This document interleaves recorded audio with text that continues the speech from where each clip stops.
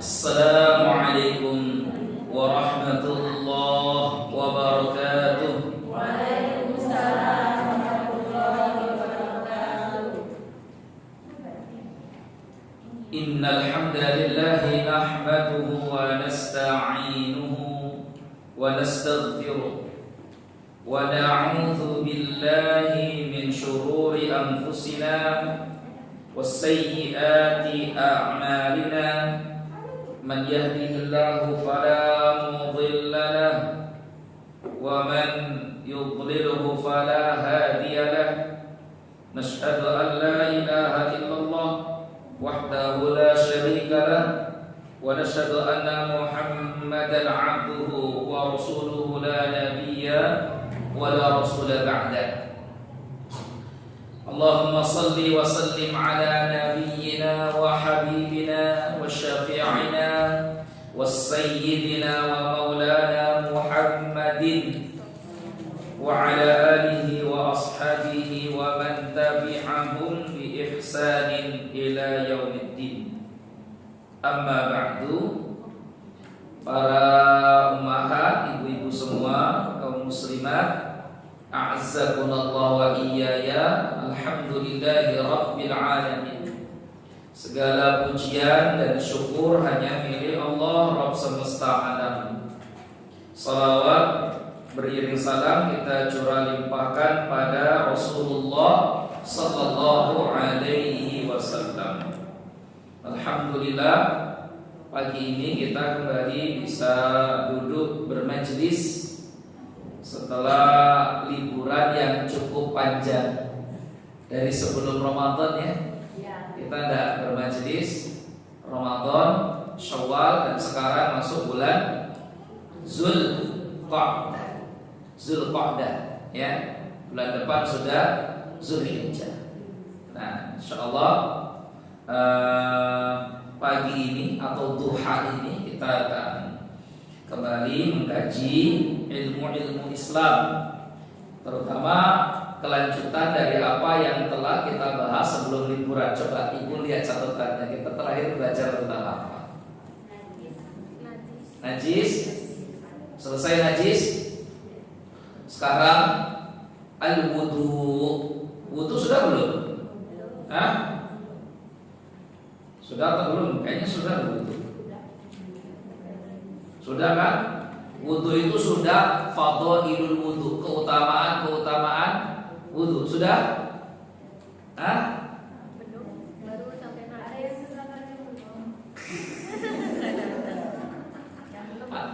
Ada yang sudah, ada yang belum. Gimana ini bisa ada yang sudah, ada yang belumnya?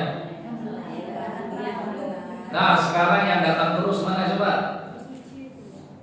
Bersuci. Baik, sudah. Sekarang kita masuk al-wudu. Bab tentang wudu. Tadi sebelum kesini pada wudu nggak nih? Alhamdulillah wudu. Kalau mau sholat wudu nggak? Wudu. Kapan lagi kalau mau wudu? Mau tidur dan sebagainya. Nah, kita sekarang masuk al-wudu dulu. Definisi al-wudu. Al-wudu ya, secara bahasa lughatan hiya ma'khudun minal widha'ah. Diambil dari kata widha'ah yang artinya adya. Dia artinya cahaya, terang. Di wudu itu secara bahasa artinya terang, bercahaya. Kenapa wudu disebut terang bercahaya? Ya memang karena wudu itu membuat terang batin kita, terutama nanti di akhirat. Jadi ibu-ibu semua nanti di akhirat itu bercahaya semuanya, ya, glowing semuanya. Glowingnya bukan karena skincare kita, tapi glowingnya karena air wudu. Sampai Rasul katakan, inna ummati ya'tuna yawmal qiyamati ghurran muhajjalin min asaril wudu. Rawahu Muslim. Sesungguhnya umatku nanti ya'tuna yawmal qiyamah, akan datang di hari kiamat ghurran muhajjalin, bersinar, bercahaya. Semua bercahaya. Yang umat Nabi min asaril wudu, karena bekas-bekas air wudu. Jadi yang bercahaya itu yang hobinya wudu saja, yang hari-hari berwudu. Karena ada juga umat Rasul ngaku umat Nabi tapi nggak pernah kena air wudu. Ya, biarpun waktu hidup di dunia glowingnya nggak ketulungan. Jadi ada perempuan yang waktu hidup dulu glowing banget, tapi mohon maaf tidak tersentuh air wudu. Ada yang biasa-biasa saja, nggak glowing, tapi nanti di hari kiamat mengkilat dia, bersinar, bercahaya. Kenapa bisa bercahaya? Min asari wudu, karena bekas air. Jadi al-wudu makhudun minal widha'ah. Kata wudu itu diambil dari kata widha'ah, artinya adiyah, bercahaya. Secara syar'i, secara agama, wudu adalah isti'malul ma'i fi a'dha'in makhsusatin. Menggunakan air dibasuhkan ke anggota-anggota yang khusus, anggota-anggota badan yang khusus. Ya, itu secara bahasa artinya mengalirkan air atau meratakan air ke anggota-anggota badan yang khusus. Itu arti dari wudu. Karena harus ada anggota badan khusus biniyatil ibadah, dengan niat ibadah. Karena kalau nggak niat ibadah, cuci muka itu bukan wudu, tapi rauk. Ya, ada orang sama-sama cuci muka, tapi yang satu dapat ibadah pahala, yang satu nggak dapat ibadah. Kenapa? Karena yang satu dia mencuci muka niatnya ibadah, mau sholat. Yang satu cuci muka niatnya rauk, bangun tidur. Ya, ada yang cuci tangan dapat ibadah, dapat pahala karena dia cuci tangannya niatnya ibadah. Tapi ada juga yang mencuci tangan dan dapat apa-apa karena dia sekedar membersihkan tangan saja. Itu ya. Jadi harus ada niatul ibadah. Apa hukumnya wudu? Hukum wudu disyariatkan. Coba ibu buka surat Al-Maidah ayat 6. Yang bawa Quran mana? Anda nggak bawa Quran, bawa HP lah. Sekarang bawa HP mana? Ya, Al-Qurannya jadi HP, Ustaz. HP sekarang multifungsi. Ya. Coba buka surat Al-Maidah, surat kelima ayat ke-6. Posisinya paling atas sebelah kiri. Ya. Sebelah kiri, paling atas. Dah. Ya ayyuhalladzina amanu idza qumtum ila sholati faghsilu wujuhakum. Sudah ketemu? Baca terjemahan. Ayo. Wahai orang-orang yang beriman, Wahai orang-orang yang beriman, apabila kamu hendak melaksanakan sholat, maka basuhlah wajahmu dan tanganmu sampai ke siku. Oke, basuhlah wajahmu dan tanganmu sampai ke siku. Terus, dan sapulah kepalamu dan basuh kedua kakimu sampai kedua mata kaki. Dan sapulah apa tadi terjemahnya? Kepalamu sapulah, bukan usap. Sapulah. Jadi kalau tangan basuh, kalau kepala sapu, usap sebenarnya. Usap sama aja kayak sapu, gitu ya. Wa arjulakum, dan kaki-kaki kalian ilal ka'bain, sampai mata kaki. Ini ayat dalil bahwa wudu itu disyariatkan. Dia bisa wajib, bisa sunnah, tergantung mau melakukan apa. Ya, jadi wudu itu hukumnya apa? Ya hukumnya disyariatkan. Dia bisa wajib, bisa sunnah. Kalau saya tanya sama ibu, hukum wudu apa menurut ibu? Wajib. Kenapa ibu bilang hukum wudu wajib? Nah, berarti ada kelanjutannya kan? Wajib kalau mau sholat, tapi kalau mau tidur sunnah, kan gitu kan? Gitu. Terus kalau mau apa lagi? Sunnah kapan lagi wudu itu? Mau baca Al-Quran, apa lagi? Masuk masjid, mau taklim begini nih ya, gitu ya. Kan nggak wajib juga kan, ibu nggak wudu juga, boleh nggak ikut pengajian? Boleh saja, kan gitu. Jadi wudu itu hukumnya disyariatkan. Dia bisa berubah wajib atau sunnah tergantung dengan amal apa itu dikaitkan. Ya, amal apa itu dikaitkan. Begitu ya. Wallahu a'lam bishawab. Atau misalkan mau makan dalam kondisi junub. Ada nggak orang yang makan dalam kondisi junub? Ada. Maka apa hukum wudu di sana? Sunnah, ya. Jadi orang yang dalam kondisi tidak suci, haid atau junub, gitu ya, dia kalau mau makan berwudu. Karena Rasulullah SAW pernah Nabi junub di waktu Ramadan sahur, ya, dan Nabi belum sempat mandi, tapi harus makan sahur. Maka sebelum makan sahur Rasul berwudu terlebih dahulu, ya, berwudu terlebih dahulu. Wallahu a'lam bishawab. Nah, sekarang setelah kita tahu keutamaan wudu, kita tahu masyru'iyah perintah wudu, kita mesti tahu keutamaannya apa. Keutamaan wudu disebut fadilah wudu. Fadilah artinya keutamaan. Fadilah. Jadi kalau ditanya apa fadilahnya? Fadilah artinya keutamaan. Kenapa kita mesti tahu keutamaan suatu amal? Supaya itu memotivasi kita. Coba ibu kalau mau beramal tapi nggak tahu keutamaannya, semangat nggak kita? Yuk ngaji yuk. Ngapain sih ngaji? Ya supaya kita pinter. Sudah pinter.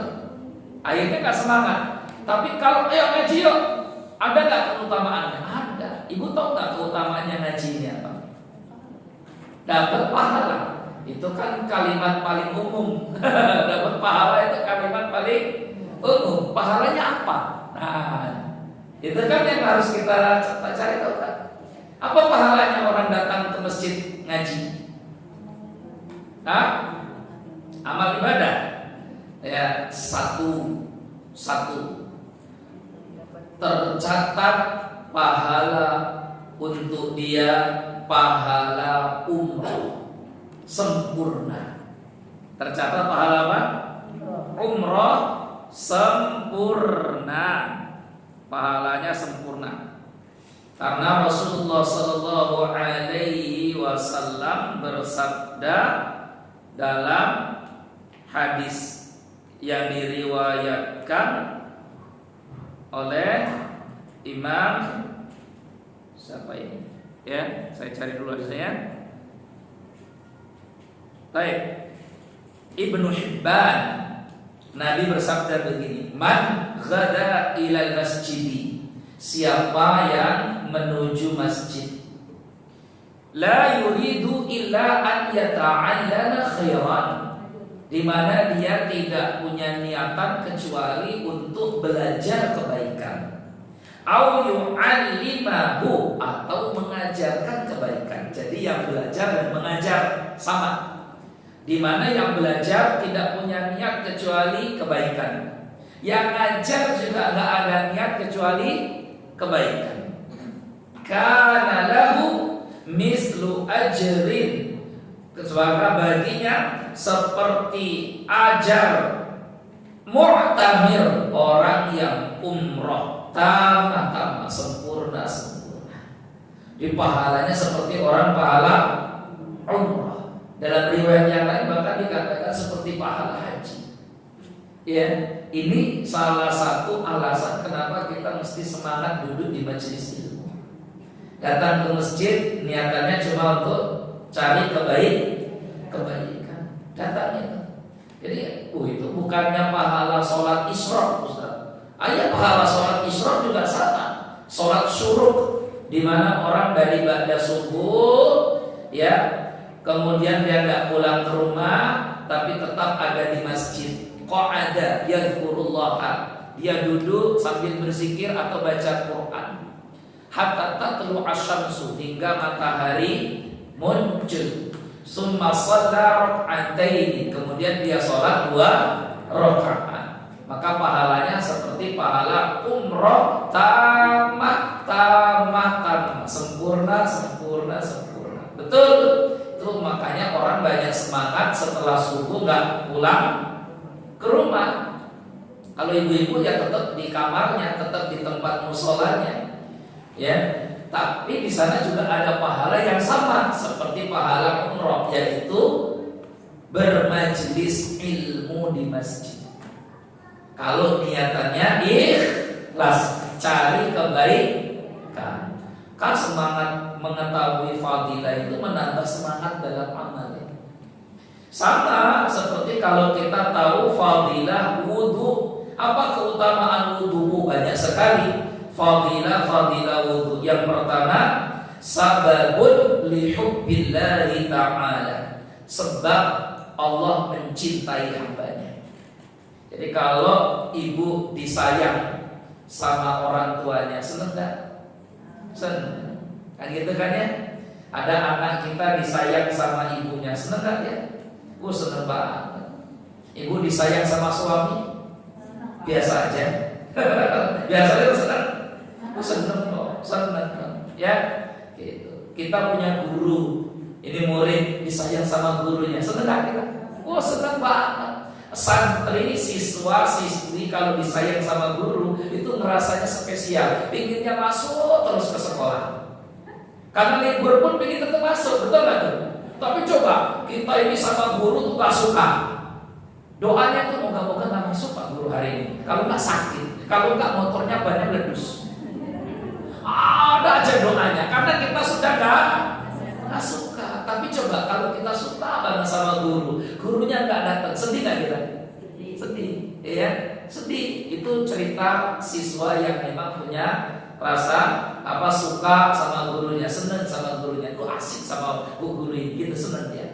Itu baru manusia. Disayang, dicinta oleh manusia saja kita sudah sangat bahagia, apalagi dicintai oleh Allah yang punya surga, ya, yang menghidupkan dan mematikan, yang mengampuni. Bahagia betul. Maka salah satu sebab Allah mencintai hambanya adalah berwudu. Mana dalilnya? Al-Baqarah 222. Gampang ya? Al-Baqarah 222. Innallaha yuhibbut tawwabina wa yuhibbul mutatahhirin. Al-Baqarah 222, Allah berfirman, sesungguhnya Allah mencintai hamba-hamba yang taubat dan mencintai hamba yang selalu bersuci. Hanya orang kalau bersuci wudu itu dicintai oleh Allah Subhanahu wa taala. Allah suka. Ya, jadikan amalan wudu itu jadi amalan keseharian kita. Ya. Jadi salah satu ciri hamba yang dicintai oleh Allah itu siapa? Ahli wudu. Kadang ada perempuan itu bentar-bentar wudu, batal sedikit wudu, nggak apa-apa. Ya, itu dicintai oleh Allah. Ya. Jadi biasakan diri kita itu selalu berwudu, biasakan berwudu, dan itu sifat kemuliaan. Yang kedua, fadilah wudu itu sababun fi dukhulil jannah, sebab hamba dimasukkan ke surga. Sebab seorang hamba dimasukkan ke surga. Mana dalilnya? Hadis riwayat Imam Muslim dari sahabat Abu Hurairah radhiyallahu anhu, di mana Nabi sallallahu alaihi wasallam bersabda, "Ma minkum min ahadin." Tidaklah salah seorang di antara kalian Yatawaddau, berwudu. Fayusbihul wudu'a, kemudian dia menyempurnakan wudunya. Jadi wudunya mesti sempurna. Ya. Kemudian setelah itu berdoa, asyhadu an la ilaha illallah wahdahu la syarikalah wa asyhadu anna Muhammadan abduhu wa rasuluhu. Dah sampai di situ doanya. Illa futihat lahu abwabul jannati samaniyah. Siapa yang berwudu kemudian baca doa tadi itu, asyhadu alla ilaha illallah wahdahu la syarikalah wa asyhadu anna Muhammadan abduhu wa rasuluhu. Hafal? Hafal? Hafal enggak? Alhamdulillah. Hafal Ibu? Coba yang pojok. Yang pojok coba.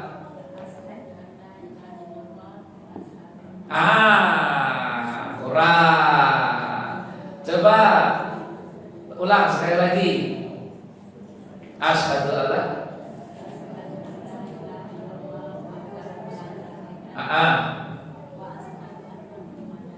abdu. Selesai ya. Itu doa wudu yang paling pendek itu.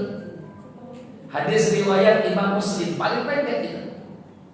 Illa futihat, kalau ada orang berwudunya sempurna, baca doa yang tadi yang paling pendek itu, futihat, dibukakan untuknya abwabul jannah, pintu-pintu surga, as-samaniyah, yang 8. Jadi surga itu ada berapa pintunya?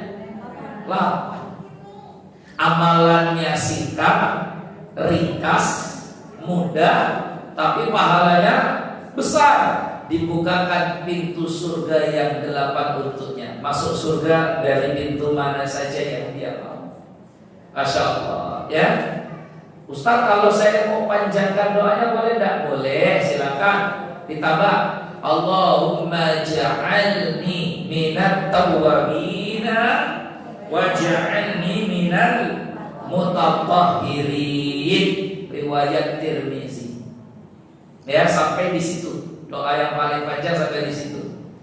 Dan tidak perlu ditambah waj'alni min ibadika, enggak perlu ditambah.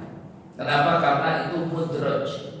Mudraj artinya penambahan lafaz bukan dari Nabi sallallahu alaihi wasallam. Yang dari Rasul cuma sampai waj'alni minal mutatahhirin. Ya, kalau ibu hafal panjang alhamdulillah. Kalau tidak hafal panjang, yang pendek tadi pun jadilah. Karena keutamaannya juga besar. Apa keutamaannya tadi? Dibukakan pintu surga, masuk dia dari semua pintu surga. Pintu surga ada berapa, Bu? Ada 8. Nah, insyaallah. Kalau pintu neraka ada berapa? Banyak. Iya banyak, tapi berapa?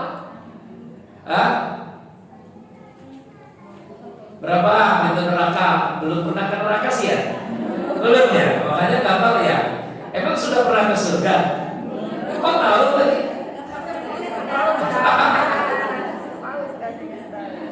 Kalau pintu neraka ada 7. Pintu neraka ada berapa? 7. Pintu neraka ada 7. Pintu surga ada 8. Banyakkan pintu surga atau banyakkan pintu neraka?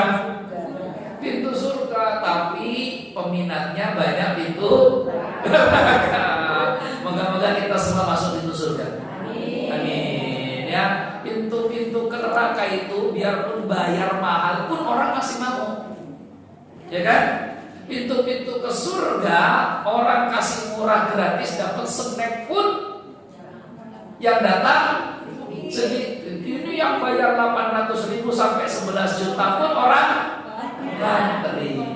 Ya, coba pengajian di Al Jihad ini suruh bayar, nggak usah 800.000 deh. Ya, bayar yang mengaji ke sini 100.000, insya Allah sepi, nggak ada yang datang. Ya, yang dikasih gratisan snack makan saja masih. Alhamdulillah, alhamdulillah. Ya, Baik Bapak Ibu, ibu-ibu semua yang dekat. Jadi itu fadilah yang kedua. Apa fadilahnya? Sabab dukhulil jannah, sebab masuk surga. Wudu, tapi jangan wudu dulu, wudu doang, habis wudu ya sholat. Nanti kerjaannya habis mendengarkan keutamaan kedua pulang dia. Ya, ilmunya separuh. Di rumah kerjaannya wudu terus masuk surga. Sholatnya enggak ya. Kalau sudah wudu ya harus sholat. Baik ya. Yang ketiga fadilahnya raf'ud darajat, mengangkat derajat kita di akhirat. Jadi keutamaan wudu itu, orang kalau menjaga wudunya, sering berwudu, Allah akan angkat derajatnya. Sebagaimana hadis dari sahabat Abu Hurairah radhiyallahu an, di mana Nabi sallallahu alaihi wasallam bersabda, "Ala adullukum ma ala ma yamhullahu bihil khataya wa yarfa'u bihi darajat." Mau dah aku tunjukkan kepada kalian ala ma yamhullahu bihi khataya, terhadap amalan yang dengannya Allah menggugurkan dosa-dosamu, wa yarfa'u bihi darajat, dan dengan amalan itu Allah mengangkat derajatmu. Maka para sahabat menjawab, "Bala ya Rasulullah, tentu ya Rasulullah, tunjukkan kami apa amalannya yang bisa mengangkat derajat dan menggugurkan dosa." Satu dari tiga amalan yang Nabi sebut menggugurkan dosa dan mengangkat derajat adalah isbahul wudu, menyempurnakan wudu. Ya, indal makruhat, biarpun dalam kondisi dia tak suka untuk wudu. Kapan kondisi ibu nggak suka berwudu? Kapan? Subuh tuh pinginnya tidur.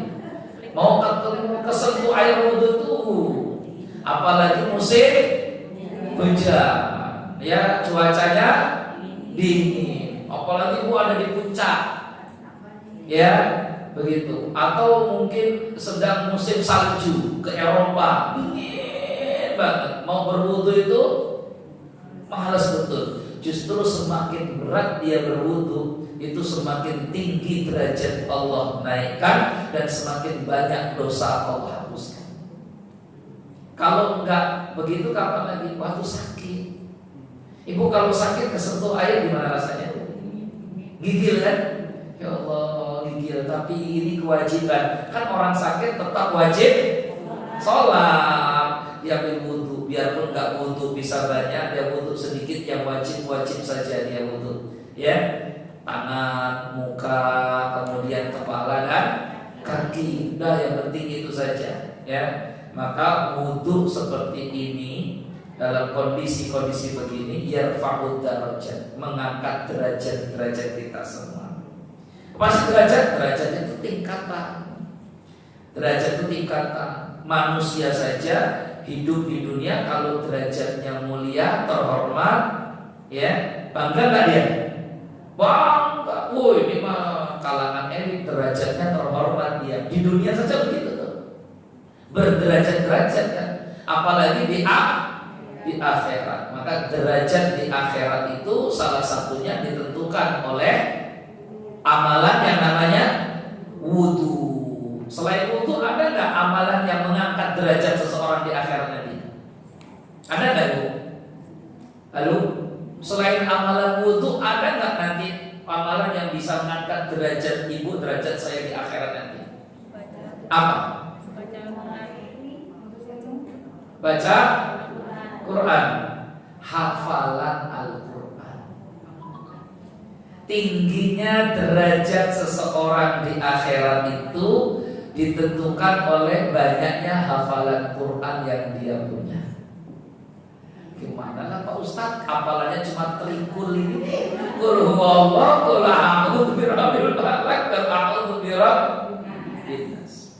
Berarti ibu mesti cari amalan yang lain supaya derajatnya tinggi. Ya hafalkan Quran. Alah ya Allah Pak Ustadz, ini ngafal 5 ayat, besok yang hilang 7 ayat. Tekor dong. Hafal 5 hilang 7, tekor. Kalau begitu cari amalan yang lain supaya derajatnya naik. Selain bacaan Quran, ada enggak? Ada. Berwudu tadi, sholat tadi, sedekah tadi. Itu amalan-amalan mengangkat, menuntut ilmu, meninggikan derajat. Itu ya. Ini ngapal Quran sudah males, ngaji enggak, masuk surga pengen derajatnya tinggi, bikin surga sendiri kalau gitu. Ya, nggak bisa. Jadi kalau kita ibu, ini resepnya ya, rumusnya ya. Kalau kita punya kelemahan dalam satu amalan, tutup kelemahan kita dengan amalan yang lain. Karena masing-masing orang itu pasti kemampuan amalnya berbeda-beda. Ada nggak di sini yang hafalan kuat, hafalan Qurannya kenceng kuat, cepet? Ada, misalkan, ya. Nah, yang itu hafalannya cepet, enak ya, iya. Saya ngapal bolak-balik, hafal. Ya sudah, ibu kejar dengan amalan yang lain. Begitu. Fastabiqul khairat, berlomba-lomba dalam kebaikan. Oh, si fulan dia punya keistimewaan, dia lebihnya di sini. Aku harus lebihnya di bagian yang lain. Gitu harusnya. Iya, nggak bisa sama. Masing-masing orang itu punya ya kemampuan amal berbeda-beda. Potensi amalnya beda-beda. Nggak sama. Ya. Baik. Gitu. Lanjut lagi ke 4. Apa fadilah wudhu keempat? Sababun fil wurudi ala haudi Nabi sallallahu alaihi wasallam. Sebab dia bisa datang ya minum telaga Nabi sallallahu alaihi wasallam. Telaga Nabi namanya Al-Kautsar. Telaga. Tahu telaga Ibu? Apa telaga? Danau. Jadi nanti di hari kiamat itu semua orang kan kepanasan. Saya, ibu, semuanya kepanasan. Panas betul. Kapan tuh kejadiannya? Di padang mahsyar.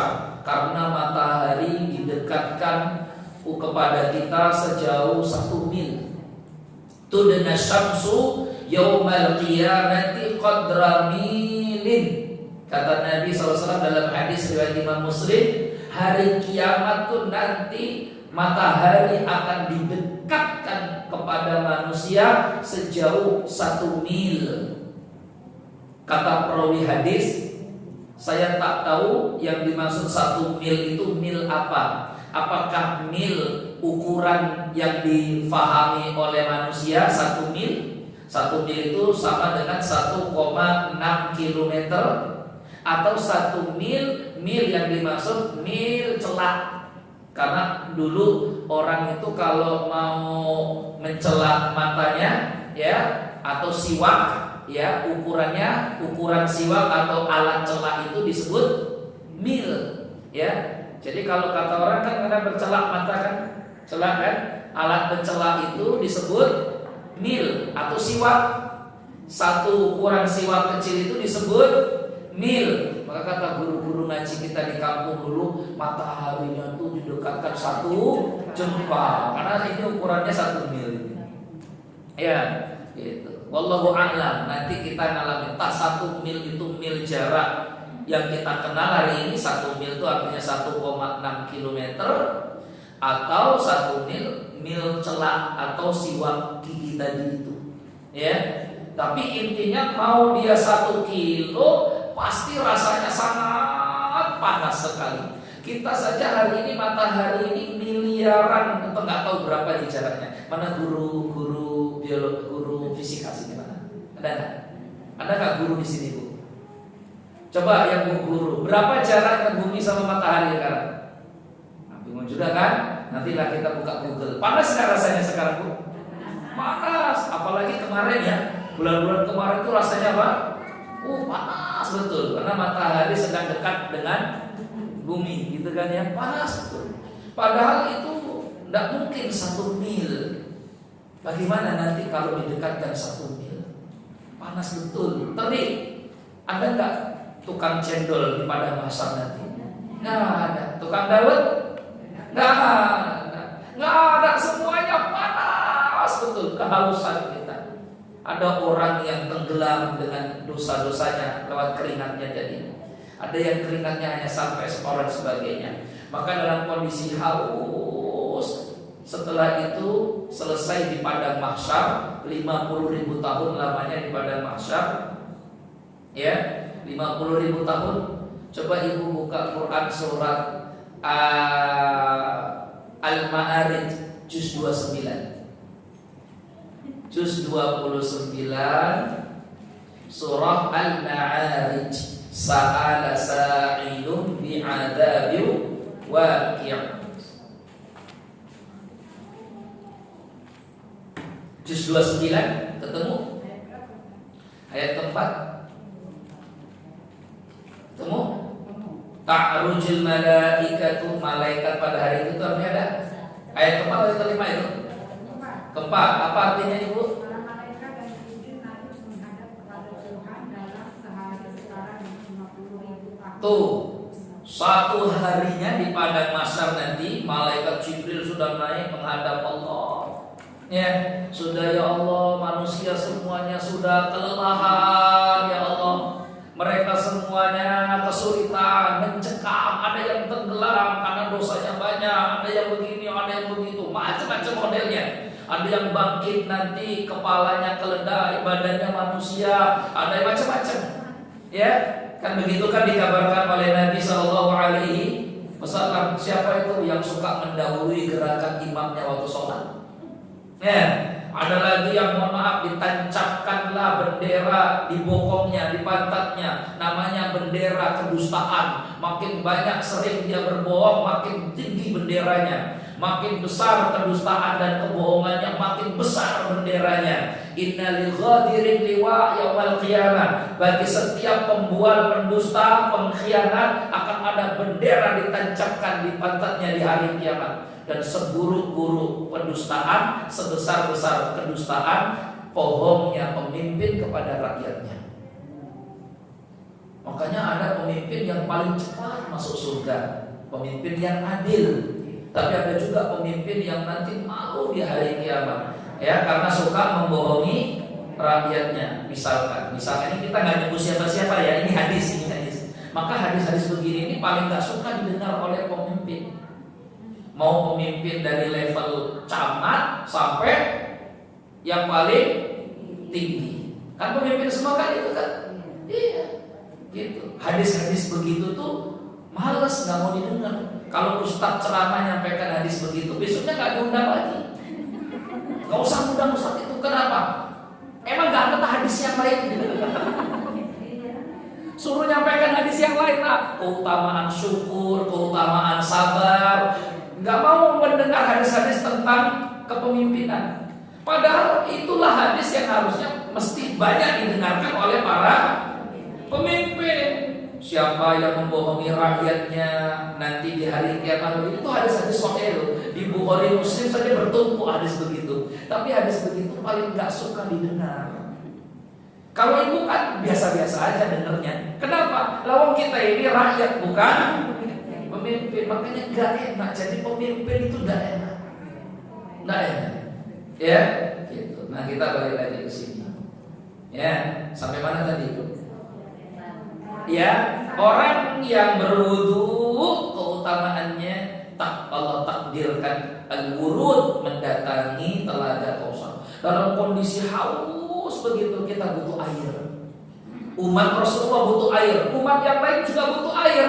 Maka seluruh umat menuju telaga nabinya masing-masing. Likulli nabiyyin haud. Setiap nabi punya telaga. Tapi telaga yang paling banyak dikunjungi, telaga yang paling ramai, karena telaga ini paling luas, namanya telaga Al-Kautsar milik Rasulullah sallallahu alaihi wasallam. Inna a'tainakal kautsar. Nah, itu telaga Al-Kautsar. Ya, Telaga Al-Kautsar milik Nabi Shallallahu Alaihi Wasallam. Biasanya kalau di Indonesia ini ada ciri khas. Orang kalau sholat tarawih ada doanya bersama-sama. Itu ciri khas di Indonesia, ya biasanya. Di sini ada nggak kalau habis tarawih doa bareng itu? Ada nggak? Namanya doa kamilin. Itu kan ciri khas di Indonesia. Ya, yaitu doanya dari mana? Itu buatan orang. Yang tahu bahasa Arab ya tahu kalau itu doa buatan orang, bukan dari Nabi. Tapi ya bagus doanya, nggak apa-apa doanya. Kata Allahumma ja'alna Allahumma gimana doanya? Saya juga nggak hafal dulu. Ya, gitu. Doa minta iman sempurna, namanya doa kamilin ya. Nah nanti di antara isi doanya, karena itu kan buatan orang. Di antara isi doanya kan wa ilal haudi waridin. Ya Allah, takdirkan kami termasuk orang-orang yang nanti ya diizinkan mendatangi haud telagamu Al-Kautsar. Nah gitu kan? Wa tahta liwa'i sayyidina Muhammadin yaumal qiyamati sa'irin. Jadikan kami ya Allah orang yang termasuk kumpul di bawah panji-panji Muhammad nanti di hari kiamat. Wa bihuril 'ain mutazawwijin. Jadikan kami ya Allah orang yang menikahi bidadari-bidadari di hari kiamat. Makanya doa kami itu pasti yang bikin laki-laki. Pasti yang doa kami itu apa? Laki-laki. Ibu kan di belakang amin-amin aja kan. Iya, coba kalau nggak percaya nanti ibu cek doanya itu. Kan biasa dibacanya kalau pas habis tarawih. Wa bihurin 'ain mutazawwijin. Amin katanya. Itu padahal apa? Ya Allah, kawinkan aku dengan bidadari. Ya, saya karena sedikit-sedikit bisa bahasa Arab tahu, oh ini doanya minta dinikahkan. Ibu-ibu yang di belakang kan nggak tahu, amin-amin aja. Kalau tahu pasti ibu protes. Pak Imam, yang mau kawin sampai kamu kawin di surga nggak cuma laki-laki ya yang butuh bidadari, kita juga butuh. Ya, tapi perlu dibuat doanya lagi berarti kan, karena kan itu bidadari, hurin. Ya, makanya saya gitu. Bagus juga doanya, ya. Gitu. Tapi kalau ibu tanya itu doa hadisnya di mana ya nggak nemu, nggak ada hadisnya itu. Karena itu buatan orang. Tapi boleh nggak? Ya baca doa apapun kan boleh. Ibu baca doa apapun boleh. Makanya doa setelah sholat tarawih itu tidak ada doa khusus, kecuali doa yang khusus setelah sholat witir itu. Subhanal malikil kudus. Setelahnya bebas, silakan mau doa apapun sesuai dengan kebutuhan kita. Tidak harus doa kamilin. Ya, tapi saya tadi ada yang minta bahwa di antara isi doa kamilin itu ada doa minta supaya kita ini dijadikan salah satu yang mendatangi telaga Nabi Haud Al-Kautsar.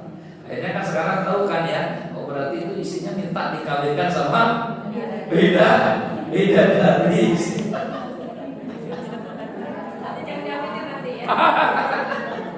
Jangan diaminkan lagi ya habis itu ya. Ya tetap diaminkan. Ya kan bidadarinya ibu-ibu semua nanti. Iya, amin ya. Baik, kita lanjut lagi. Keutamaan berikutnya. Jadi telaga Al-Kautsar itu siapa yang ditakdirkan minum dari telaga Kautsar, man syaribaha lam yadma ba'dahu abada.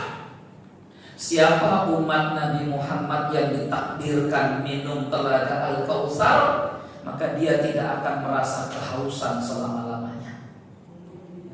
Ya, dan nanti kan perjalanan di hari kiamat itu perjalanan yang melelahkan, meletihkan. Maka yang minum telaga Al-Kautsar itu kenikmatan, tidak merasa haus lagi. Emang ada ustadz yang tidak diizinkan? Ada umat Nabi Muhammad yang nggak diizinkan minum telaga itu. Ya, karena maksiatnya, karena dosanya, karena menentang ajarannya dan sebagainya. Makanya ya Allah, semoga bukan kita. Ada orang yang haus, pengen minum, ditahan oleh malaikat. Begitu kan hadisnya. Di hadisnya begitu. Maka Rasul bilang, itu umatku, kenapa kau halangi? Innaka la tadri ma ahdatsu ba'da. Ya Muhammad, kau tidak tahu apa yang sudah dilakukan umatmu ini. Dihalangi oleh malaikat, malaikat enggak ridha.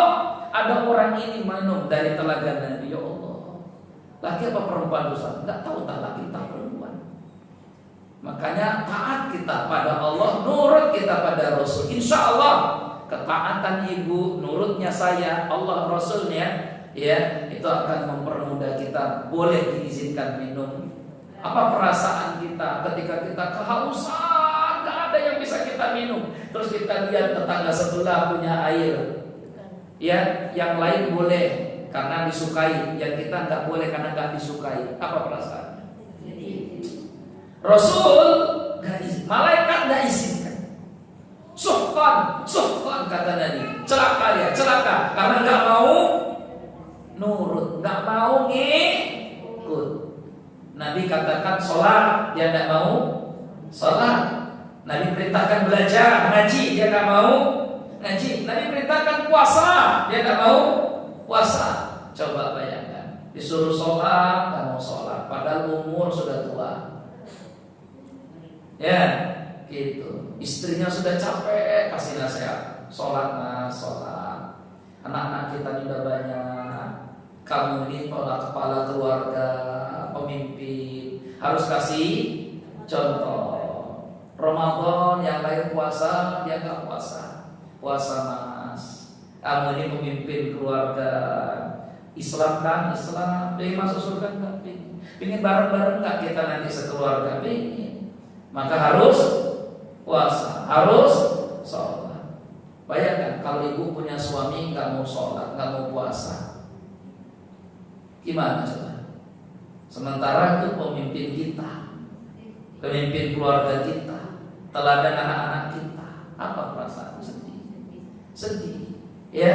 Kasih nasihat suaminya supaya mau berubah. Hijrah mau sampai kapan sih? Umur kita sudah hampir 50, apalagi yang sudah 60 umurnya, ya gitu. Karena sedih nanti, yang satu sibuk membawa ke surga, yang satu nggak ada. Padahal dia imam kita, dia pemimpin kita, tuh, ya. Allahu a'lam bishawab. Ya, makanya cari pemimpin yang baik. Pak Ustaz, saya sudah dapat semua suami, gimana ini? Ya ajak supaya jadi baik. Kalau nggak mau susah jadi baik gimana? Tukar tambah.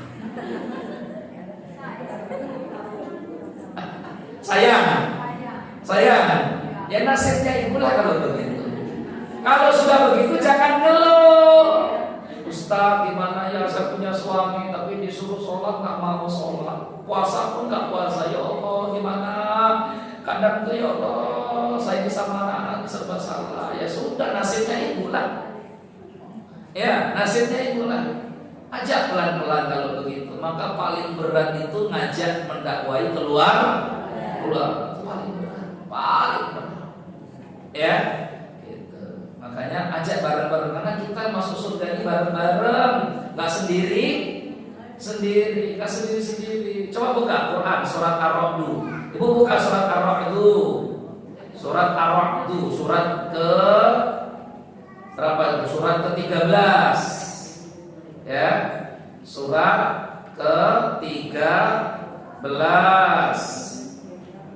Ya. Surat Ar-Ra'd ayat 23, 24. Ketemu? Ayat berapa? 23, 24. Ketemu? Ya, coba baca jemaahnya. Yaitu Jannatu adni yadkhuluna, yaitu surga-surga Aden, mereka masuk ke dalamnya bersama dengan orang-orang yang soleh dari nenek moyangnya, pasangannya dan anak cucunya. Oh, coba. Sedang para malaikat masuk ke tempat-tempat mereka dari semua pintu. Masya Allah, disambut malaikat ibu sekeluarga, bapak, ibunya, suami, istrinya, anak-anaknya, sekeluarga masuk surga semua, disambut sama malaikat. Apa kata malaikat, ibu? selamat sejahtera atasmu karena kesabaranmu, maka alangkah nikmatnya tempat kembali. Allahu Akbar. Salamun alaikum bima sabartum fa ni'ma uqbad dar. Kata malaikat, selamat, selamat. Ini congratulations kalau kita bahasanya ya. Selamat nih, selamat. Inilah sukses. Kapan suksesnya? Kamu, istrimu, suamimu, bapakmu, ibumu, anak-anakmu semua masuk surga. Allahu Akbar. Pingin gak ibu begitu? Ibu pingin di surga sendirian atau sama anak sama suami? Ibu mau nggak di surga sama anak tapi nggak ada suami? Ya, tuh sampaikan itu, bilang sama suaminya. Kalau belum sadar, kalau sudah sadar, alhamdulillah. Ya, alhamdulillah. Memang butuh sabar. Maka di situ Allah katakan, salamun alaikum bima sabar. Tuh, selamat ya. Kamu masuk ke surga karena sudah bisa bersabar. Jadi suami harus sabar menghadapi istri harus sabar menghadapi suami, kan gitu ya. Orang tua harus sabar menghadapi anak. Sekeluarga itu mesti sabar semuanya. Baik, keutamaan berikutnya. Keutamaan keberapa? 6. Kelima, menggugurkan dosa. Tadi kan mengangkat derajat. Yang kelima, menggugurkan dosa. Mana hadisnya? Hadis sahih Nabi Shallallahu Alaihi Wasallam, diriwayatkan oleh Imam Al-Bukhari, Imam Muslim, dan imam-imam yang lain, ya, bahwa wudu itu gugurkan dosa. Kalau dia mengusap wajah, maka dosa-dosa yang ada di wajahnya gugur dengan ikutan tetesan air wudu. Membasuh tangan, maka dosa-dosa yang pernah dilakukan oleh tangannya gugur. Ma'a qatril ma' au ma'a akhiri qatril ma', beriringan dengan air-air yang menetes itu. Makanya Rasul setelah bersuci diberi mandil, dikasih sapu tangan, atau kalau kita apa itu namanya, handuk, ya, handuk. Rasul dikasih handuk, dikasih mandil. Nabi kemudian menolaknya. Dan kenapa? Biarkan saja tetesan-tetesan ini, air wudhu tetap mengalir, karena tetesan-tetesan itu menggugurkan dosa-dosanya. Coba kalau pakai handuk langsung, kering nggak? Kering, ya, gitu. Tapi terutama mungkin bagian yang mengganggu kita, terutama di mana sini? Bolehlah lubang-lubang apa ini? Telinga kan kita kan agak susah khusyuk tuh kalau ada air di telinga kan. Dah, situ saja tuh yang dikeringkan. Sisanya biarkan saja menetes ngalir, biarkan. Ya, gitu. Karena tetesan-tetesan itu menggugurkan dosa-dosa kita. Ya, gitu. Berikutnya, alamatul mu'min. Ciri orang beriman itu rajin berwudu. Keutamaannya ciri orang beriman. Maka orang yang berwudu itu ciri tanda orang beriman. Ya, tanda orang beriman. Yang ketujuh, kalau wudu sebelum tidur sababun fil mauti 'alal fitrah. Dia sebab matinya di atas fitrah. Makanya sunnah hukumnya orang mau tidur itu berwudu. Berikutnya yang ke berapa? 8. Orang yang tidurnya berwudu dijaga dan dilindungi oleh malaikat sampai dia bangun. Malaikat penjaga. Ya, kayak insya Allah kalau sudah berwudu, baca doa, mimpinya baik-baik. Dijaga oleh malaikat. Dijaga oleh malaikat. Hadis riwayat Tabrani. Ya, hadis riwayat Tabrani. Baik, itu beberapa keutamaannya. Sudah, nggak usah banyak-banyak, nanti nggak selesai-selesai. Intinya udah, ibu makin semangat berwudu, itu saja sudah. Ya, karena keutamaannya banyak ternyata. Bismillah, maka harus rajin-rajin berwudu. Sekarang kita masuk berikutnya. Apa itu? Furuduhu, yang wajib-wajib ketika berwudu. Ya, yang wajib-wajib ketika berwudu. Apa itu wajib wudu? Menurut mazhab Syafi'i, furudul wudu sittatun. Menurut mazhab Syafi'i, wajib wudu ada 6. Wajib wudu ada 6. Yang pertama niat. Niat. Yang kedua ghuslul wajhi, membasuh wajah. Yang ketiga ghuslul yadaini ma'al mirfaqaini, ya, membasuh tangan sampai ke siku. Yang keempat mashu ba'di ra'si, mengusap sebagian kepala. Jadi yang wajib itu mengusap sebagian kepala. Sunnah seluruhnya. Jadi mau seluruhnya kepala hukumnya sunnah. Yang wajib sebagian kepala. Ya. Yang kelima ghuslu rijlaini ma'al ka'bain, membasuh kaki sampai mata kaki. Sampai mata kaki. Nggak perlu sampai lutut, tapi sampai mata kaki saja cukup. Yang keenam tertib. Apa maksudnya tertib? Berurutan. Ya, tertib berurutan. Ya. Jadi itu 6 wajibnya wudu. Kalau ada orang berwudu dengan yang itu sudah cukup sebenarnya. Yang lainnya itu hukumnya sunnah. Yang lainnya apa? Satu yang lainnya itu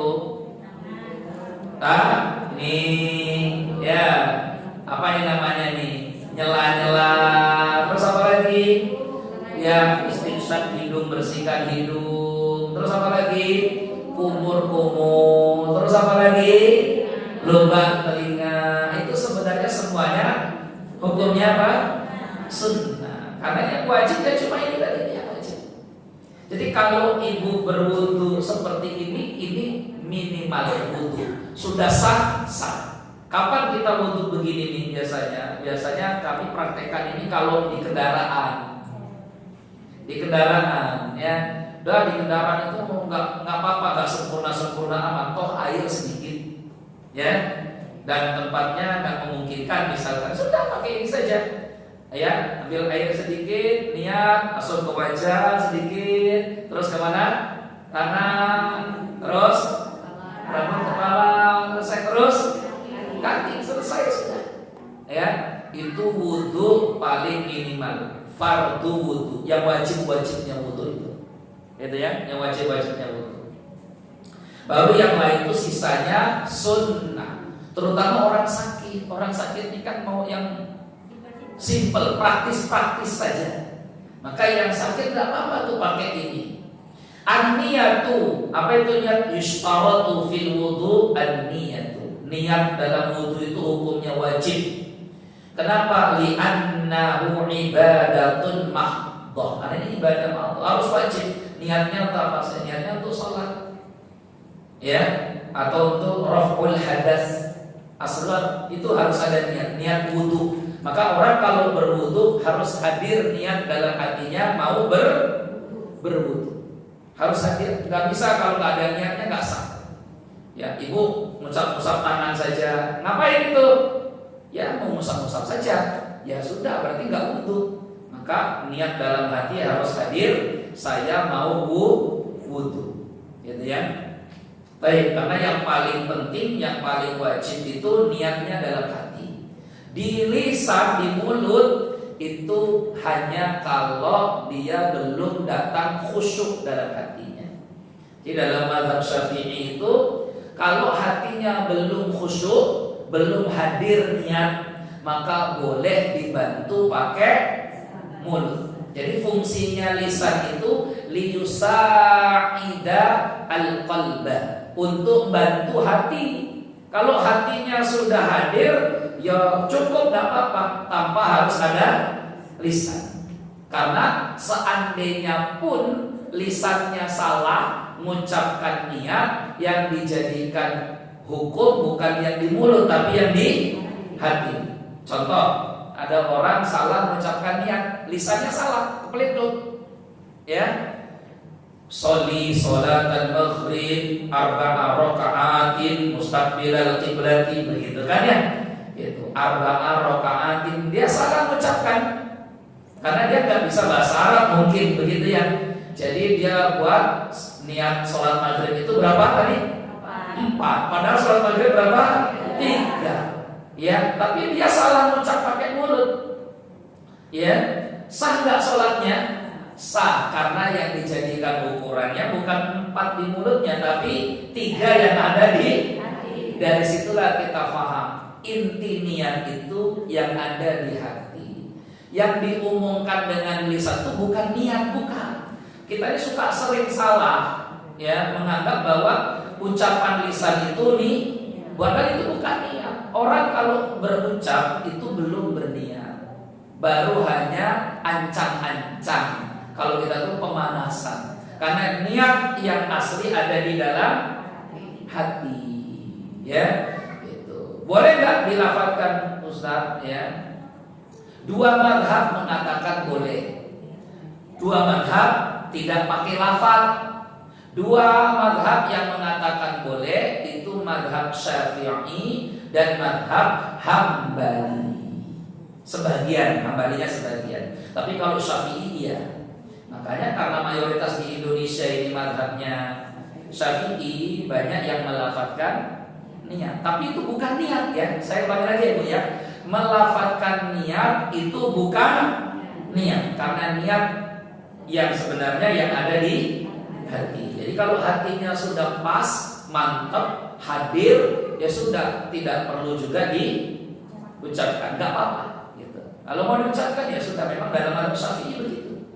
Ya, wallahu a'lam bishawab. Baik, kita lanjut lagi ya. Yang kedua ghuslul wajhi. Yang wajib itu membasuh wajah, basuh wajah. Ya, basuh wajah. Ya, mana batasan wajah itu? Ya, wal wajhu ma taqul muwajahatu bi. Wajah itu ini yang menghadap, ini namanya wajah. Mana batasannya? Wa hadduhu, batas wajah adalah tulan ma baina manabiti sya'rir ra'si ila dzaqn. Kalau memanjang dimulai dari manabiti sya'r, tumbuhnya rambut. Tempat tumbuhnya rambut, manabit sya'r. Ila dzaqn, ini sampai ke dagu, sampai ke dagu. Wa muntaha lihyain, ya, wa muntaha lihyain, sampai ke sini. Ya, sampai ujung-ujung dagu ini, jenggot ini. Ini masih terhitung apa? Wajah. Gitu ya. Wa ardhon, adapun melebarnya minal udhun ilal udhun, dari telinga sampai ke telinga. Ini masih wajah. Jadi wajah itu dari ujung rambut harus kena air semuanya. Ya, harus kena air. Ustaz, kalau kepalanya nggak ada rambut gimana? Ya kan, tapi kan ada ukurannya. Ya, ada ukurannya. Ya, gitu. Jadi, ya, selesai. Gitu. Ya, selesai sampai ke sini. Itu wajah namanya. Sampai ke sini itu apa namanya? Wajah. Kadang ada orang itu wudu tuh, mohon maaf nih Ibu ya, ada orang wudu tuh cuma ada tuh begitu tuh, mak-mak tuh biasanya. Maka wudu begitu la yasihu, tidak sah. Kalau sholatnya tidak sah. Kenapa tidak sah? Karena ada anggota wudu yang tidak tersentuh air. Di zaman Nabi ada anggota wudu yang nggak tersentuh air sebesar kuku saja nggak sah. Apalagi itu Nabi itu cuma begini. Yang pasti banyak lagi yang tidak tersentuh air. Apalagi wudunya hitung-hitungan karena baru pakai skincare. Iya, karena ada perempuan malas wudu karena baru pakai skincare. Waduh, baru pakai lagi gimana ini? Sia-sia dong tadi 1 jam di depan kaca karena sholat ini mau wudu. Makanya cobaan berat wanita akhir zaman itu wudu kalau baru pakai skincare. Ya, itu coba bayangkan. Ya Allah, sudah nggak apa-apa nanti wudu itu jadi ganti skincare-nya di hari kiamat, insya Allah.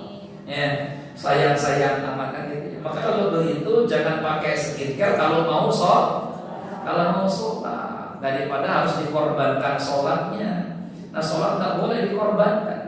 Sholat itu inti ajaran Islam setelah 2 kalimat syahadat ya sholat. Nggak boleh dalam kondisi apapun nggak boleh ditinggalkan sholat itu kecuali dia gila. Kalau ibu mau nggak sholat jadi gila. Kalau nggak ya kalau perempuan datang bulan kan ya haid ya. Tuh kalau pas haid silakanlah puas-puasin pakai skincare itu ya. Baik, kita lanjut lagi nih. Jadi itu ukurannya ya. Ukurannya muka, wajah sampai tadi itu. Baik. Dan nggak boleh menepuk air, itu makruh ya. Makruh. Di sini mana saya bacakan tadi ya. Di antara hal yang makruh dibenci ketika berwudu itu adalah memukulkan air ke wajah. Ibu tahu cara memukulkan air ke wajah? Gimana? Jadi ambil air, darbul wajhi bil ma. Yukrahu darbul wajhi bil ma. Ambil air. Saya beberapa kali ketemu tuh. Ya, biasanya laki-laki. Kalau perempuan enggak tahu lah, kita kan bukan butuhnya barang perempuan kan gitu ya. Laki-laki, ada beberapa kali saya ketemu, sampai kita di sebelahnya ceprat. Karena kena apa tadi? Kena cipratan airnya tadi itu. Saya nggak tahu perempuan ada nggak yang begitu. Ya, dia ambil airnya, terus dia lemparkan, ya, ceprat gitu. Jadi sebelahnya pun terkena cipratan air. Itu hukumnya makruh. Ambil saja air rusak. Tanpa harus dipukul. Yudrabu wajhu bilma. Tanpa harus wajahnya dipukul. Kenapa? Li'anna dzalika yunafi takrimah. Karena perbuatan seperti itu seolah-olah tidak memuliakan wudu. Nggak memuliakan wudu. Dia seolah-olah main-main dalam berwudu, ya, dalam berwudu. Wallahu a'lam bishawab. Berikutnya, ya, paham ya wajah tadi, paham ya? Wajah itu ukuran wajahnya. Berikutnya, ghuslul yadain ma'al mirfaqain. Jadi yang termasuk wajah ya istinsyaq, masukkan hidung, dan kumur-kumur itu termasuk apa? Wajah, termasuk wajah. Maka sunnahnya kalau dalam hadis begini ya Bu ya. Saya contohkan, praktekkan. Misalkan ini airnya ini mengalir, ini airnya mengalir, ya. Ketika kita berwudu mau kumur-kumur, maka kita mengambil air kumur-kumur itu dengan kedua tangan. Setelah itu berkumur-kumur sambil tangan yang kanan sedotkan air dengan hidung, namanya istinsyaq. Ambil, sedotkan, pakai tangan kiri keluarkan. Paham? Nah, coba nanti dipraktekkan ya. Ambil airnya ya. Ambil pakai 2 tangan, ya. Terus sedotkan, keluarkan. Ya, maka bunyi hadisnya adalah summa tamat madha wastansyaqa wastansar. Jadi menggunakan huruf wa, bukan summa. kemudian Nabi berkumur-kumur, tamat madha berarti ambil air yang baru, wa dan istinsyaq dan istinsyar. Jadi kenapa nggak pakai summa lagi? Kalau summa itu untuk menunjukkan setelahnya, berarti ambil air baru lagi. Tapi bunyinya summa tamat madha wastansyaqa wastansyara. Nabi itu ambil air baru, kemudian kumur-kumur, sisanya masukkan pakai tangan kanan ke hidung, keluarkan pakai tangan kiri. Ya nanti dipraktekkan, coba di tempat wudhu. Ya, gitu. Ambil, yang ada itu kan biasanya orang ambil, ya, semprot, terus ambil lagi air, masukkan ke hidung. Sah nggak? Ya sah, sah. Tapi Rasul tidak begitu. Secara hukum dia sah karena berwudu, tetap berwudu. Tapi Nabi menggabungkan antara ambil kumur-kumur dan wudu ke hidung. Ambil pakai dua tangan, ya, keluarkannya pakai tangan kiri. Masukkan tangan kanan, keluarkan pakai tangan kiri. Ambil, ya, gitu ya, ambil, gitu, ya. Wallahu a'lam bishawab. Nanti coba dipraktekkan, ya. Dibiasakan bahwa kumur-kumur dan membersihkan hidung itu cukup satu waktu, 3 kali tapi satu waktu. Maaf, paham maksudnya satu waktu? Satu waktu artinya tidak mengambil air yang baru, tapi air itulah yang dipakai. Gitu ya. Baik. Wallahu a'lam bishawab. Kecuali sedang berpuasa. Kalau sedang berpuasa jangan dalam-dalam nyedotnya, karena tidak boleh. Wa baligh fil istinsyaq ila an takuna shaiman. Sungguh-sungguhlah kamu istinsyaq, hidup air dengan hidup, kecuali dalam kondisi puasa. Kalau puasa, gitu ya, ibu-ibu ya. Paham sampai sini? Ada pertanyaan enggak? Kita lanjut dulu. Setelah itu baru ghuslul yadain, membasuh tangan sampai ke siku. Tangan mulai dari tangan sampai ke siku, jangan dari siku sampai ke tangan. Karena kita ini wudunya dari siku ke tangan, padahal ayatnya dari tangan sampai ke situ. Maka ibu cara wudunya adalah ini keran, ambil keran. Ya, ambil, ratakan. Ingat mirfaq, siku, karena siku bagian paling banyak tidak tersentuh air, paling sering. Kalau nggak tersentuh air nggak sah nanti sholat kita, karena ini wajib ya. Maka air sah. Nah itu kenapa terutama mak-mak ibu-ibu, karena biasa pakai lengan yang panjang, kadang lengan panjangnya cuma begini aja. Sudah, maka ini bukan wudu namanya, cuci tangan. Ya, jadi harus angkat semuanya sampai atas, barulah berwudu. Keran ambil, ya, ambil 3 kali, ambil 3 kali. Yang kiri juga sama, ambil. Dari tangan sampai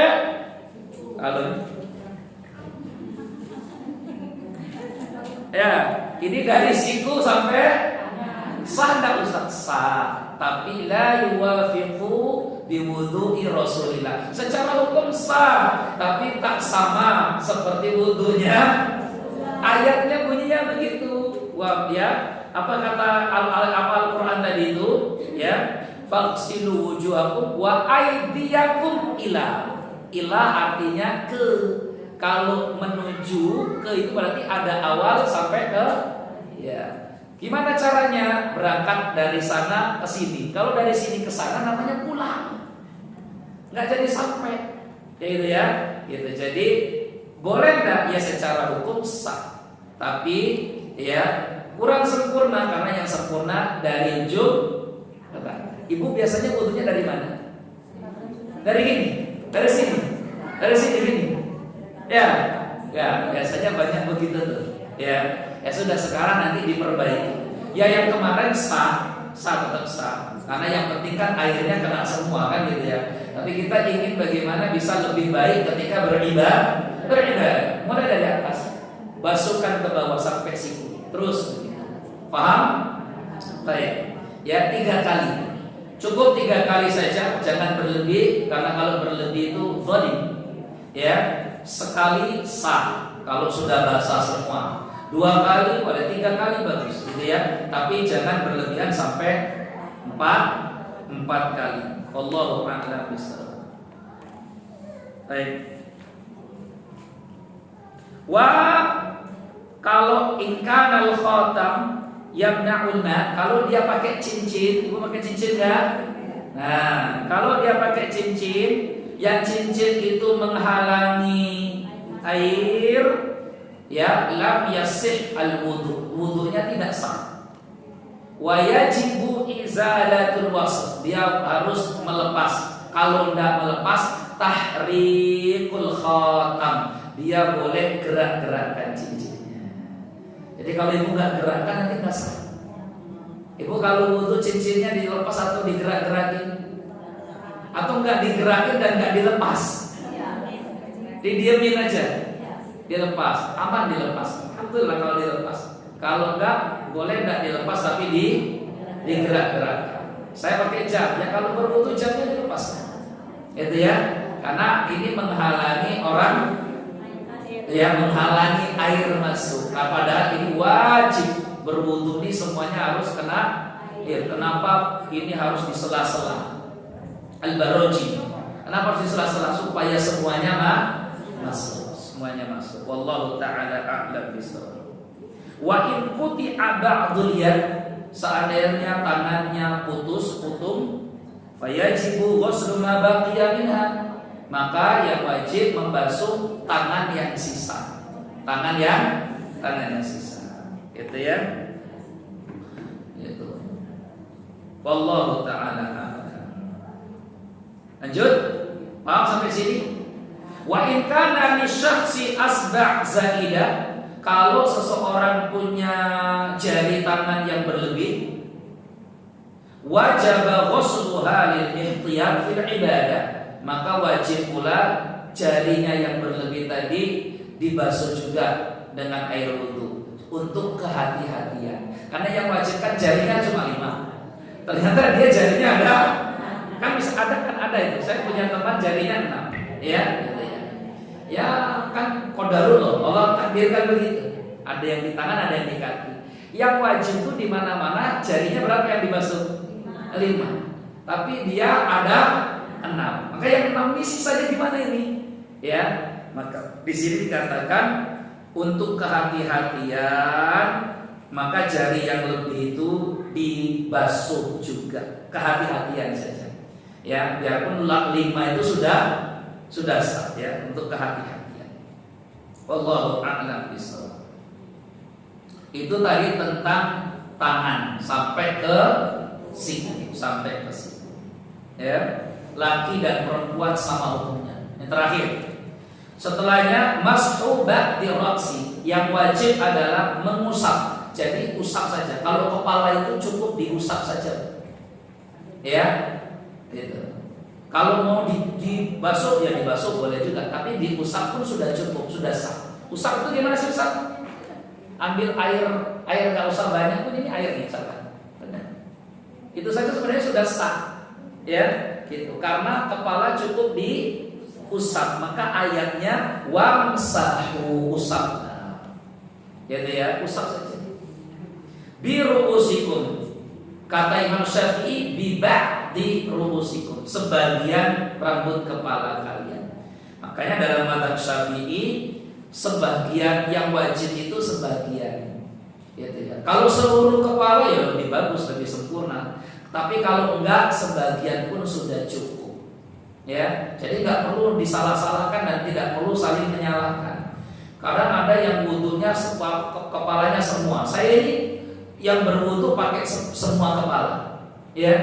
Tapi saya tetap berpendapat bahwa yang separuh itu sudah sah, ya, separuh itu sudah sah, ya. Jadi semua kepala hukumnya boleh, separuh pun sudah sah, nggak masalah. Separuh itu misalkan berapa sih hitungan separuh itu? ada yang mengatakan separuh itu minimal 3 helai rambut.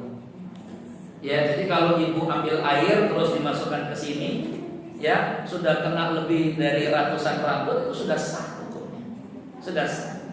Biarpun membasuh dan mengusap seluruh kepala hukumnya bagus, lebih sempurna. Ibu usap semua atau separuh? Ibu biasanya usap semua atau separuh? Separuh, sudah sah. Mau ada yang semua? Semua. Saya semua juga, tidak apa-apa. Saling menghormati karena semua dua-duanya ada dalilnya. Jadi kalau dua-duanya ada dalilnya tidak boleh saling menyalahkan, ya, tidak boleh saling menyalahkan. Boleh sekali, boleh 2 kali, boleh 3 kali. Yang mengusap sekali jangan salahkan yang 3 kali, karena yang 3 pun ada dalilnya dalam Sunan Abu Dawud. Yang sekali, yang 3 kali jangan juga salahkan sekali. Saya kadang miris lihat video-video Ustaz. Waduh, Ustaz juga kiai misalkan atau apa, kalau itu apa itu musabnya sekali, 3 kali. Padahal dari Ali bin Abi Thalib dalam riwayat yang sahih di dalam hadis Muslim katakan sekali. Jadi mengusap kepala ini boleh sekali, boleh 2 kali, boleh 3 kali. Ada hadisnya, ada hadisnya semua. Ibu yang sekali atau yang 3 kali? Yang 3 kali mana? Ibu 3 kali? Ada yang sekali? Saya sekali, kadang 3 kali, dua-duanya kadang dipakai.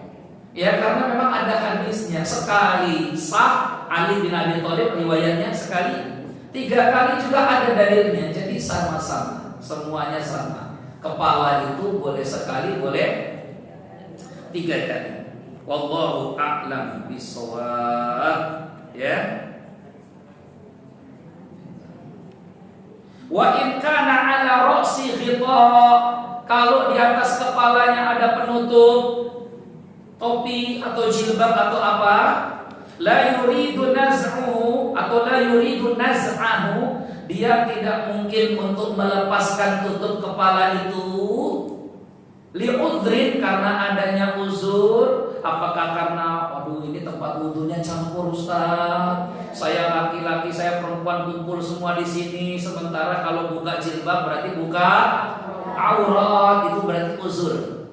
Fa in kana ala ra'si ghita, kalau di kepalanya ada penutup, baik penutup jilbab atau apa, la yuridu naz'ahu li'udhrin, dia tidak mungkin lepaskan penutup itu karena ini aurat, ada uzur, au li ghairi udhrin, ataupun karena tidak ada uzur, fa innahu, maka bagi dia yakfi, cukup berwudu, masha nasibah, masha nasiyah, ambil air usap saja ubun-ubunnya. Ibu ambil air, gitu, cukup, nggak perlu dilepas, ya, cukup boleh begitu, ya, mu'tamad dalam mazhab Syafi'i. Kadang kan ada ya ibu ke masjid yang masjidnya tuh campur, laki perempuan, jadi aduh gimana kita biasa berhijab terus harus melepaskan hijabnya, nggak mungkin, gitu ya, sudah ambil air, ya, gitu ya. Wallahu a'lam. Ya. Li hadisil Mughirah, sebagaimana hadis dari sahabat Al-Mughirah bin Syu'bah. Wallahu ta'ala a'lam. Wal mar'at karrajuli, wanita sama seperti laki-laki, fi sifati mas'i ra'si, dalam hal tata cara mengusap rambut. Wa yumkin an tadkhula yadaha, bagi wanita hendaknya dia masukkan dengan tangannya tahta khimariha, di balik jilbabnya, hatta yaqa'al mas'u 'ala sya'ri, sampai dia menyentuh rambutnya. Jadi boleh begitu. Ya, telinga selesai, tidak harus melepas jilbabnya. Hukumnya anak agama ini mudah, enggak usah dipersulit. Ya, agama ini mudah, enggak usah dipersulit. Terakhir, ghuslur rijlaini, musab, membasuh kaki, basuh kaki. Ini fardun bi ijma', wajib hukumnya. Sampai mana? Sampai mata kaki. Ya, sampai mata kaki. Dengan tangannya, kaki itu dengan tangannya. Kama marrafiyat, tangan supaya rata semuanya. Jangan cuma, mohon maaf, kadang kita kerannya dihidupkan, kakinya aja, ya. Orang bilang apa tuh namanya? Ya gitu tuh, apa tuh namanya tuh? Ya kakinya saja gini. Maka nggak rata itu, nggak akan rata. Harus pakai tangan, ya harus pakai tangan. Wallahu a'lam bishawab. Sudah itu saja ibu-ibu, ya. Baru kemudian nanti baca doa. Asyhadu alla ilaha illallah. Ustaz baca bismillah nggak kalau mau wudu? Sunnah. Hukumnya apa? Sunnah. Jadi waktu ibu ambil air, basuh tangan, baca bismillah. Itu hukumnya apa? Sunnah. Ya. Wallahu a'lam. Baca doanya yang mana? Tadi doanya. Asyhadu alla ilaha wahdahu la, terus wa asyhadu anna, terus itu boleh sampai situ, sudah boleh ya. Jadi kalau belum hafal nggak apa-apa sampai situ. Kalau hafal panjang lanjut. Allahumma ja'alni minat tawabin waj'alni at-tahirin. Baik, selesai. Ada pertanyaan tadi Bu? Silakan. Ya. Silakan.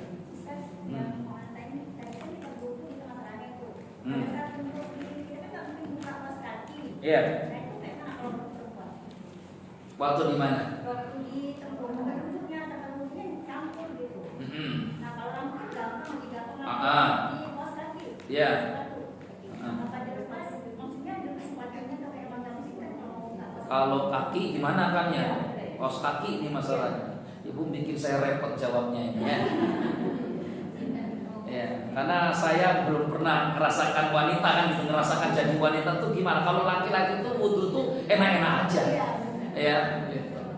Ya nyantai-nyantai. Saya tuh sampai sama istri tuh kadang karena ngeliat tempat begitu, saya kadang sama istri bilang udah lah, ini nanti sholatnya di rumah aja. Ya, kalau memang nggak bisa lagi cari solusi, ya gitu. Karena ngeri. Kalau mau kita katakan ya udah kalau gitu apa untuk karena kaki nggak bisa sama seperti kepala, nggak bisa, ya gitu. Jadi dia harus dilepas tuh kakinya. Cara yang paling mudah itu kalau punya temannya suruh nutupi. Nah saya mau wudu, kalian tutupi situ, ya kerjasamanya. Emang agak repot ya wanita. Itulah makanya pengurus masjid dia mesti berpikir betul bagaimana WC perempuan laki itu jangan didempetkan. Saya tuh kadang miris melihat ada masjid besar tapi WC wanita sama laki-laki itu jejeran. Ini gimana logikanya? Ya, jadi kalau laki-laki mohon maaf keluar dari WC, perempuan pun keluar dari WC, pintunya sama lagi. Ya kan? Ini karena tadi mohon maaf ya, pengurusnya tidak berpikir bagaimana wanita itu harusnya tertutup. Karena wanita ini makhluk unik. Ya, dan sembarangan harus tertutup auratnya semuanya. Maka WC-nya pun harusnya dipisah. Ini untuk semua pengurus-pengurus masjid. Saya tidak tahu di sini dipisah apa enggak. Bisa nggak sih? Saya belum pernah ke WC soalnya di sini. Ya, bisa ya. Harus bisa supaya nyaman. Ibu-ibu kan kalau campur nggak akan nyaman pasti. Nggak akan nyaman. Pisah. Ya, itu. Sehingga nggak ada nanti muncul pertanyaan kayak Umi bikin bingung saya. Iya, jawabannya wallahu a'lam.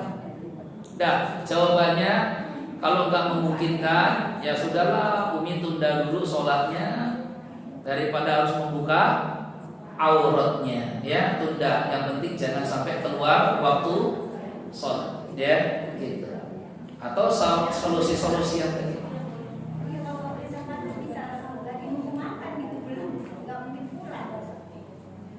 Itu ya.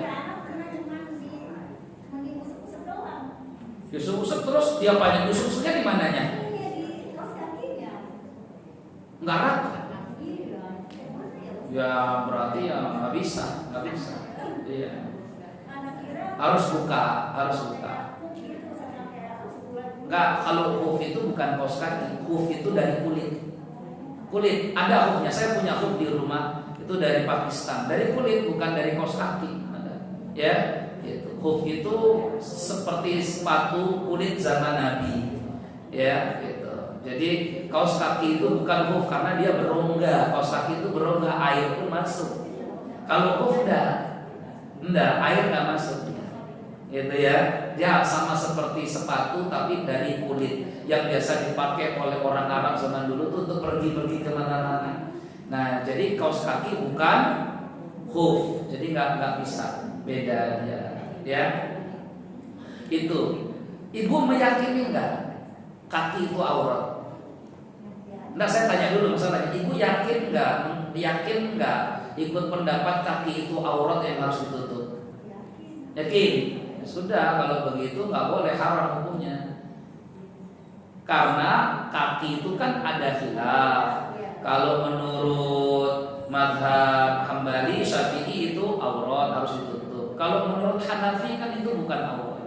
Maka bagi wanita-wanita yang memegang mazhab Hanafi seperti di Turki, Pakistan, India, Bangladesh, gitu ya, atau Mesir sebagian mengikuti mazhab Hanafi, maka bagi wanita-wanita begitu nggak jadi soal berwudu kakinya kelihatan karena bagi mereka kaki itu bukan aurat, itu masalahnya. Jadi dibangun dulu di atas. Ibu pakai pendapat ikut keyakinan yang mana? Kalau Umi ikut, bagi saya kaki itu aurat, ya berarti nggak boleh dibuka. Bahkan ada wanita-wanita yang lain yang jilbabnya besar, bercadar, tapi kakinya kelihatan, ya berarti dia ikut pendapat, ikut mazhab Hanafi. Ya kalau itu nggak jadi soal dia berwudunya, gitu ya. Jadi dibangun dulu di atas keyakinan yang mana. Wallahu a'lam bishawab. Jadi gitu ya.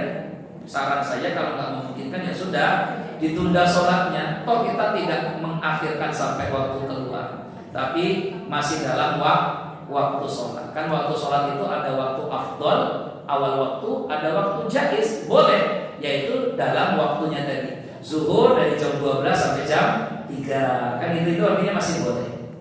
Karena darurat, ya alasannya tadi, bukan karena kebiasaan biasa. Bagaimana ketika sholat? Apakah lebih fokus ke surat bacaan atau lebih fokus mengingat Allah? Ya fokus semua. Kalau fokus ke bacaan kan berarti ingat Allah. Ya, kalau kita fokus dengan bacaan kita, ya itulah zikrullah. Karena zikrullah itu salah satunya dengan bacaan sholat kita. Kan bacaan sholat kita ini semuanya zikrullah. Alhamdulillahi Rabbil Alamin. Itu zikrullah. Ya, Maliki Yaumiddin. Itu zikrullah. Fokus dengan bacaan itulah zikrullah. Gitu ya. Gitu. Jadi kalau kita fokus dengan bacaan bagus, ya itulah harusnya fokus dengan bacaannya. Wallahu a'lam bishawab. Gitu ya, ibu-ibu semua ya. Gitu. Yang dimaksud fokus bacaan ini bacaannya, bukan terjemahannya. Kalau terjemahannya nanti kan ini. Kan hari ini ada supaya khusyuk dibantu dengan tahu terjemahan. Bagus, nggak apa-apa. Tapi fokus ke terjemahannya saja nanti justru makin nggak khusyuk. Karena misalkan kita tahu nih terjemahannya, ini apa artinya apa tadi ya? Ini bukan ini kayak artinya. Akhirnya justru nggak ingat sholat, yang diingat apa? Terjemahannya. Jadi nggak satu sisi tahu terjemahan itu bagus karena menambah kekhusyuan, tapi fokus mengingat terjemahan juga bisa mengganggu hafalan, gitu ya. Jadi yang penting bacaannya kita fokus, tajwidnya, kasroh, fathah, dhammahnya itu yang paling penting. Ya, wallahu a'lam bishawab. Cukup ya, ya. Kapan-kapan nanti insyaallah kita lanjutkan lagi tentang ini. Semoga manfaat kajian pagi ini. Subhanakallahumma